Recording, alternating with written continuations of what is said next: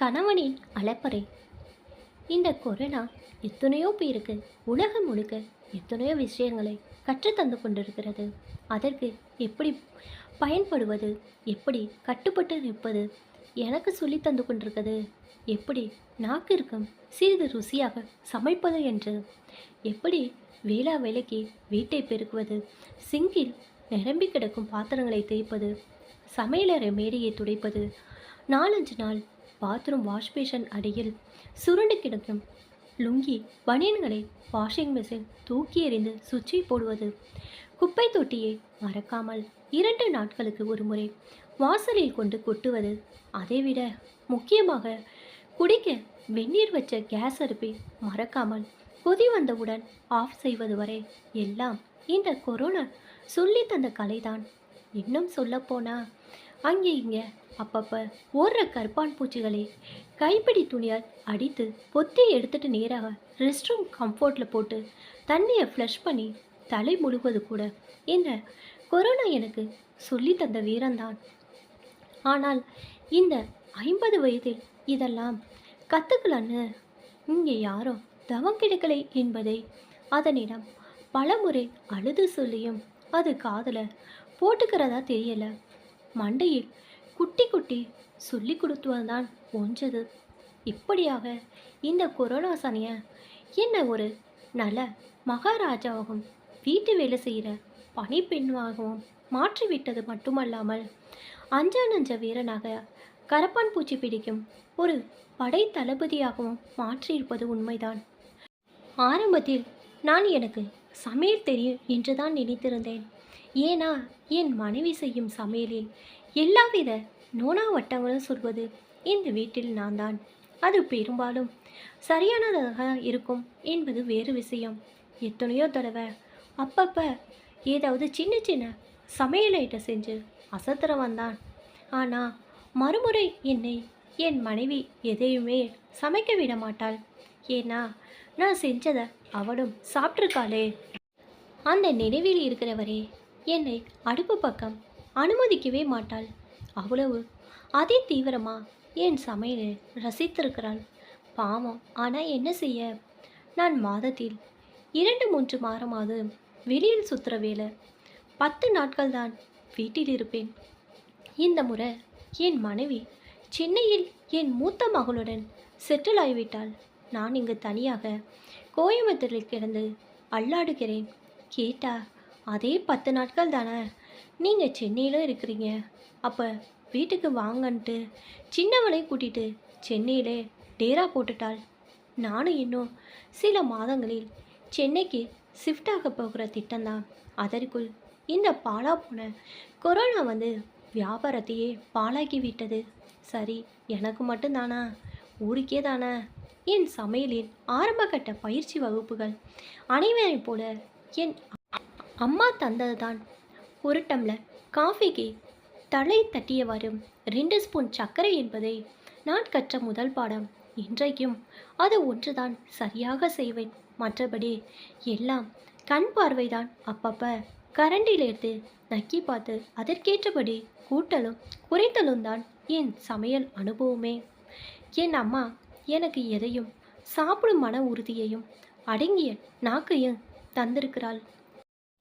4 நாள் பழகியதும் ஈடு பிடித்த குழம்பையும் ரசத்தையை சுடர் பண்ணி சாப்பிடுவதும் என் அம்மா சொல்லி தந்ததுதான். அதுவும் அந்த பழைய குழம்பை இழுப்பு சட்டியில் கொட்டி பெரிய வெங்காயத்தை ஏலாரமாக வெட்டி போட்டு தாளாரமாக தேங்காய் எண்ணெயை ஊற்றி தளத்தலண்டு சும்மா அல்வா மாதிரி சுண்ட சுண்ட சூடு பண்ணுறது இருக்கே, அடாடாடா. இன்றைக்கும் எரிச்ச குழம்பிற்கு ஈடு இணை உலகத்தில் ஏதும் இல்லை. அதுவும் இட்லி தோசைக்கு அடிச்சுக்க முடியாத இணையில்லாத ஜோடி இந்த எரிச்ச குழம்பு தான். தண்ணீர் ஊற்றாத நேற்றைய சாதத்தில் போட்டு பிசைந்து கூடவே சின்ன வெங்காயத்தை நறுக்கு மறுக்க என்று கடிச்சு சாப்பிட்றதான் எந்த ஸ்டார் ஹோட்டலையும் கிடைக்காத மெனு. அட, சாதமே வேண்டாங்க, அப்படியே தோசை கரண்டியால் வலிச்சு எடுத்து லபுகன் வாயில் போட்டுருங்க. இருட்டுக்கடை அல்வாவை தூக்கடிக்கும் சுவை நம்ம எரிச்ச குழம்பிற்கு மட்டும்தான் இந்த அவனிலே உண்டு என்பது எத்தனை பேருக்கு தெரியும்? மற்றபடி எங்கள் அம்மா எனக்கு ரொம்ப பிடிச்ச விஷயமாக்குனது அக்கறை அடிசல், அவியல்ல ஆரம்பிச்சு பிசிபேலாபாத், போலி, உருளைக்கிழங்கு கறி, கோதுமை தோசைன்னு பெரிய லிஸ்டே இருந்தாலும் நம்ம ரவை உப்புமாவுக்கு இதில் முக்கிய இடம் உண்டு. என்னடா எல்லாரையும் போல ரவை உப்புமாவை இழுக்கிறானேன்னு சலிச்சுக்காதீங்க. உண்மையிலேயே வெள்ளை ரவை உப்புமானா எனக்கு உசுறு. பொதுவாக என் சின்ன வயசில் காலையில் டிஃபன் செய்கிறதே வழக்கம் என் அம்மாவிற்கு கிடையாது. ஏதாவது பழைய ஐட்டம் தான் ஓடும். ஆனால் அப்பாவிற்கு காலை முதல் ஷிஃப்ட்டுனா அம்மா ஏதாவது டிஃபன் செய்வாள். ரவா உப்புமா அந்த பட்டியலில் அடிக்கடி இடம்பெறும். சம்பா உப்புமா தான் எனக்கு பிடிக்காத ஐட்டமே. ரவா உப்புமா எனக்கு மிகவும் பிடித்ததன் காரணம் அதற்கு தொட்டுக்க ஊற்றும் சாம்பார் ஒரு புறனா சிம்பிளாக தொட்டுக்கிற சக்கரை கூட ரொம்ப விருப்பம்தான் எனக்கு. அம்மா ரவா உப்புமாவில் கடலை பருப்பு போடுவாங்க. கடுக்கு முடுக்குன்னு அதை நடுவில் சாப்பிடுவதான் எனக்கு ரவா உப்புமாவின் பெயரில் அலாதி பிரியத்தையே உண்டு பண்ணியது. சொல்லப்போனால் தொட்டுக்க எதுவும் இல்லாமலேயே மென்னி அடைக்க ரவா உப்புமாவை விரும்பி சாப்பிடுவேன். அப்பப்போ என்னை பார்த்து பரிதாபப்பட்டு அம்மா அதில் மஞ்சள் பொடியை தூவி 2 கேரட் தக்காளி வெட்டி போட்டு கிச்சடியாக்கி என்னை பரவசப்படுத்துவாள். வளர்ந்த அப்புறம் மெட்ராஸ் உட்லாண்ட்ஸில் ரவாபாத் கிச்சடின்னு 2 பேரில் இந்த ஐட்டத்தையே தின்னும் போதெல்லாம் அம்மா ஞாபகம்தான் வரும். கூட வரவன்லாம் திட்டுவான், என்னடா ஹோட்டலுக்கு வந்தும் இந்த ரவா உப்புமாவை விடலையாண்டு. நம்ம டேஸ்ட்டு அவனுக்கு எங்கே தெரிய போகுது. எங்கள் அம்மா எனக்குள் திணித்த உணவு போலவே எங்கள் அப்பா எனக்குள் திணித்த மிக முக்கிய உணவு வகைகள் 3. காரமாக இழுப்பு சட்டியில் செய்கிற வத்த குழம்பு 2-3 நாள் வரும். இழுப்பு சட்டியை கவுத்தா குழம்பு கீழே விழக்கூடாதுடா. சாம்பார் எங்கள் அப்பா பெருமையா, ஆனால் சாதத்தில் பிசைஞ்சு சாப்பிட்ற ஊறுகாய் மாதிரி 2-3 ஸ்பூன் தான் தெளிச்சுப்பார் அப்பா. போட்டுக்க வேண்டாண்டா, கண்ணால் பார்த்துட்டே சாப்பிட்லாம், இந்த விளம்பரம் மாதிரி அலட்டிப்பார். செய்கிற ஒவ்வொரு தடையும் அதே மாதிரி. எப்போயாவது சேலம் ஈரோடுன்னு போனால் ஹோட்டலுக்கு ரொம்ப ரேராக கூட்டிகிட்டு போவார் அப்பெல்லாம். அதுவும் உடுப்பி ஹோட்டலாக தான் கூட்டிகிட்டு போவார். கண்ணில் உடுப்பி ஹோட்டல் தெரிஞ்சால் போதும், அவர் அடையிற சந்தோஷத்திற்கு அளவே இல்லை. எப்போ ஹோட்டல் போனாலும் எங்கள் அப்பா சொல்கிற ஒரே மெனு, ஆளுக்கு 2 இட்லி, ஒரு ரவா டோஸ்ட், ஒரு ஸ்ட்ராங் காஃபி. கடைசி வர இந்த மெனுவை அவர் மாற்றிக்கவே இல்லை. அதுவும் ரவா தோசையில் இருக்கும் மிளகாயும் பச்சை மிளகாயும் தின்னுட்டு அதே காரத்தோட கடைசியாக பித்தளை டம்ளரில் வர்ற அந்த டிகிரி காஃபியை சூடாக உறிஞ்சி குடிக்கும்போது அவர் தான் சந்தோஷப்படுறது இல்லாமல் எங்கள் முகத்திலையும் அது இருக்கான்னு பார்த்துட்டு திருப்தியாக எங்களை பார்த்து ரசிப்பது இன்னும் என் ஞாபகத்தில் இருக்குது. ஆனால் ஒன்று, இந்த ஹோட்டலுக்கு போகிறதெல்லாம் நாங்கள் கூட வந்தாதான் அம்மா விட மாட்டாங்க. ஆனால் பாவி மனுஷன் தனியாக சேலம் ஈரோடு போகும்போதெல்லாம் ஹோட்டலுக்கு போக மாட்டார். எத்தனை நேரமானாலும் வெறும் வயிற்ற காய போட்டுட்டு வீடு வந்து சேருவார். மிஞ்சி போன ஒரு காஃபி கூட வேர்க்கடல் பருப்பி வயிறு நிறைஞ்சுடுடா பார். இதற்கு காரணம் வெறும் வருவம் மட்டும் இல்லை, எங்களை விட்டதையும் அனுபவிக்க மனவரத மனுஷன் அவர். அது என்னமோ எல்லாரும் சொல்லுவாங்க, நாங்கள் தோற்றத்திலும் நட உட பாவனை பேச்சு ஜோக்கடிக்கிற திறமை எல்லாத்துலேயும் எங்கள் அப்பா மாதிரிட்டு முன் கோபத்திலும் கூட. அது மட்டும்தான் இன்னைக்கு வரைக்கும் எங்களுக்கு பெருமை தர விஷயமா நான் நினைக்கிறது. முன்கோபத்தால் நான் இழந்தது அதிகமானாலும் குடும்பத்தை விட்டு எதுவும் அனுபவிக்க விரும்பாத அந்த குணம் எங்கள் அப்பா எனக்கு தந்த வரந்தான். ஏன் இன்றைக்கும் நான் ஹோட்டலுக்கு போனால் அதே 2 இட்லியும் ரவா டோஸ்ட்டும் சாப்பிட்றதான் வழக்கம். அது எங்கள் அப்பாவுக்கு நான் செய்கிற தர்ப்பணம் கூட வச்சுக்கலாம். எங்கள் அப்பாவிற்கு ரொம்ப பிடிச்ச இன்னொரு விஷயம் மாம்பழம். பின்ன சேலம் டிஸ்ட்ரிக்ட் ஆளாச்சே, சும்மாவா வீட்டையே 4-5 வெரைட்டி மரம் இருந்தது. குதாத் கூட இருந்தது. சீசன் அப்போ மோர் சாதத்துக்கு மாம்பழம் தொட்டுக்கிறது அப்பாவோட ஸ்பெஷல். வெட்டக்கூடாது, அப்படியே முழுசாக கடிச்சு உழுக உழுக சாப்பிட்ணும். மோரும் மாம்பழமும் கலந்து முழங்கை வரைக்கும் ஓடணும். அதுதான் பியூட்டியே. என் பள்ளி தோழி கிருபா ஒரு தடவை சொன்னா, அக்காரா அடிசல்னா நெய் முழங்கை வரைக்கும் ஓடணும். ஏதோ திருப்பாவையில் பாட்டு இருக்காமே, மாம்பழ மோர் சாதத்திற்கு இணையா வேறு ஒன்றும் இருக்க முடியுமா என்ன சொல்லுங்க. இப்படி பல வகை சமையல் அனுபவத்தோடு தான் நான் இந்த கொரோனா டைமில் கரண்டியை எடுத்தேன். அதாவது சப்பு கொட்டி கொண்டு சாப்பிட்ட அனுபவத்தை மட்டும் வச்சுண்டு சில பல வருஷங்களிலும் அப்பப்போ சமைச்சிருக்கிறேன். சாம்பார் வைக்க எவர் சில்வர் பாத்திரத்தை எடுத்ததை விட இழுப்பு சட்டியை எடுப்பதுதான் என் வழக்கம். எனக்குள் இருக்கிற அப்பா சொல்கிறதுனால இருக்கலாம். சாம்பார்னா புளி பருப்பெல்லாம் போட மாட்டேன். என்னை பொறுத்தவரை சாம்பார் மற்றும் குழம்பு ரெண்டுமே ஒன்று தான். குழம்பு மிஞ்சி போனால் மறுநாள் வச்சுக்கலாம். சாம்பாரில் முடியாதே, அது முன்ஜாக்கிர உணர்வினால் இந்த முறையும் ஆரம்பத்தில் குழம்பு வைக்கிற ஐடியா தான் மேலோங்கி நின்னது. ஃப்ரிட்ஜில் கிடக்கிற 4-5 காய்கறியை எடுப்பேன். ஸ்டாக் படி ஃபஸ்ட் இன் ஃபஸ்ட் அவுட் முறையை மிக தீவிரமாக கடைப்பிடிக்கும் மேனேஜ்மெண்ட் டிகிரி ஹோல்டராச்சே.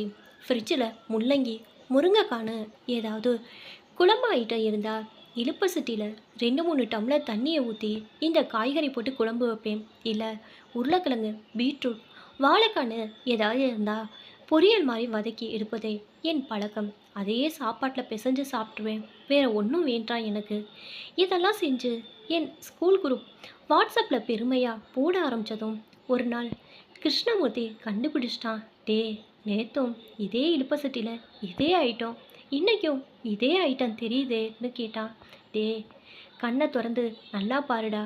நேற்றுக்கு குடமிளகா குழம்பு, இன்னைக்கு உருளைக்கிழங்கு தக்காளி சப்ஜின்னு சமாளித்து வச்சேன். அதே மாதிரி காரம் உப்பு தண்ணிங்களா ஒரு கை தேர்ந்த ஜாக்கி மாதிரி கை வந்து கலை எனக்கு. பார்த்துருக்கீங்களே எஃப்எம் ரேடியோவில் டிஸ்கோ டான்ஸ் பார்ட்டி ஆடியோலாம் ஒருத்தர் பாட்டு போட்டுக்கிட்டு முன்னாடி ஈக்குவலைசர் குச்சி குச்சியாக எதையோ ஏற்றி இறக்கி அட்ஜஸ்ட் பண்ணிக்கிட்டே இருப்பாரே, அது மாதிரி தான் என் பொழப்பும். தண்ணியை ஊற்றினா காரம் சப்புண்டாயிடும், காரம் கூட்டினா வாயெல்லாம் எரிஞ்சு தொலைக்கும். சொல்லப்போனால் இத்தனை நாள் எனக்கு தெரிஞ்சதெல்லாம் பட்டை மிளகா பொடி தான். சாம்பார் பொடியும் சதா மிளகா பொடியும் ஒன்று தான் நினச்சிக்கிட்டு இருந்தேன். என் அப்பாவுக்கு தெரிஞ்சதும் அது ஒன்று தானே, என்னடா குழம்பு அம்மா வைக்கிற மாதிரி மஞ்சள் ப்ரௌன் கலராக வரமாட்டேதுங்கன்னு, ரொம்ப சிவப்பாக காரமாக போகுதேன்னு நான் குழம்பிய பல நாட்கள் உண்டு. இப்போ தான் ரீசண்டாக குழம்பு பொடின்னு ஒன்று இருக்கிறதா சூப்பர் மார்க்கெட்டில் கண்டுபிடிச்சு யூஸ் பண்ணுறேன்னா பார்த்துக்கங்க. எப்படியோ ஒரு வழியா குணம் மனம் காரசாத்தோட கொதிக்க வச்சு இறக்க வரைக்கும் இந்த கார உப்பு தண்ணி காம்பினேஷன் ஒரு பெரிய தர்ம சங்கடம் தான் போங்க. பின்ன சாப்பிட போகிறது ஷாட்சாட் நானாச்சே, நான் மட்டும் ஆச்சே. இன்றைக்கி வரைக்கும் பாட்டு போகிற ஜாக்கி மாதிரியே நானும் இதை கற்றுக்கவே இல்லை. கூட்டலும் குறித்தலுமே இன்றைக்கும் என் வாணி அளவெல்லாம் தெரியாது. ஆனால் இப்போல்லாம் என் ஸ்கூல் குரூப்பில் சமசத பசங்க கிட்ட ஃபோட்டோ போட்டு காட்டி பெருமை பீத்திக்கிறது பதில் தோழியர்கிட்ட கற்றுக்கிட்டு சமைக்க ஆரம்பிச்சிட்டேன். ஆமாம், குரூப்பில் சில பல ஆயாக்களும் பாட்டிகளும் மாமிகளும் எனக்கு நல்ல பழக்கம். வெட்டி அரட்டை தானே. ஆனால் இப்போல்லாம் உருப்படியாக சமையல் ஐட்டம்லாம் கற்றுக்க ஆரம்பிச்சிட்டேன். பன்னீர் மசாலா, அடை, சக்கரை பொங்கல், வெண்பொங்கல், பஜ்ஜி, காலிஃப்ளவர் பிரியாணின்னு ஓடுறது ஐட்டம் எல்லாம் இப்போல்லாம் முதலாக மிக்சியில் சட்னியை அரைச்சி செஞ்சு சாப்பிட்றேன்னா பாருங்களேன், அவ்வளோ முன்னேற்றம். பின்ன எத்தனை நாளைக்கு தான்? கூடிய சீக்கிரம் அவியல் கூட்டுன்னு செய்ய கற்றுக்கணும். அதான் கூடவே பாட்டிகள் சங்கம் இருக்கே, அது ஹெல்ப் பண்ணுன்னு நம்பிக்கை இருக்குது. இதை கேளுங்க. போன வாரம் வீட்டில் பரோட்டா செய்யலான்னு இறங்கினேன். குரூப்பில் யாரையும் கேட்கவே இல்லை. நானே யூடியூப்பில் ஒரு அம்மா செஞ்சதை பார்த்து அதே மாதிரி செய்யலான்னு ட்ரை பண்ணேன். அந்த லேடி சொன்ன மாதிரி மொறுன்னு பொன்னேரமாக வரணும், நம்ம பசங்களை அசத்தணும்னு சர்க்கரையெல்லாம் சேர்த்தேன்னா பாருங்களேன். ஆனால் மாவில் தண்ணி ஜாஸ்தியாக விட்டுட்டேன் போல். சொதண்டு ஈஸின்னு சரியாக பெசிய வரல. மேலே மாவை போட்டு சொதப்ப எண்ணெயை ஊற்றி எப்படியோ 3/4 ரெடி பண்ணிட்டேன். மூடி வைக்கணுமாமே 4-5 மணி நேரம். அதுவும் நல்ல வெள்ளை துணியால். வீட்டில் இருந்த சுத்தமான வெள்ளை துணினா அது கபோர்டில் இருக்கிற 4-5 வேட்டி தான். எதுக்குடா வேஸ்ட்டாக வேட்டியை கிழக்கேன்னு ஒரு ஓரமாக வேட்டியை வச்சு மாவை மூடி வச்சேன்.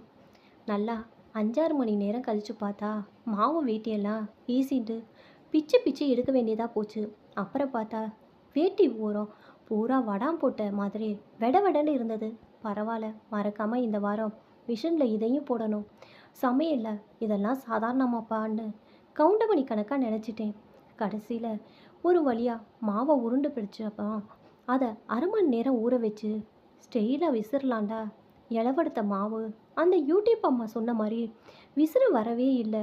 சரி பரவாயில்லண்டு ஒரு வழியாக உருட்டி கையால் தட்டி ஆசையாக தோசைக்கல் போட்டு வாட்டினா பொண்ணாவும் வரல, முத்தாவும் வரல. அதே சப்பாத்தி மாதிரி தான் வந்தது. எனக்கு ஒரே கடுப்பு.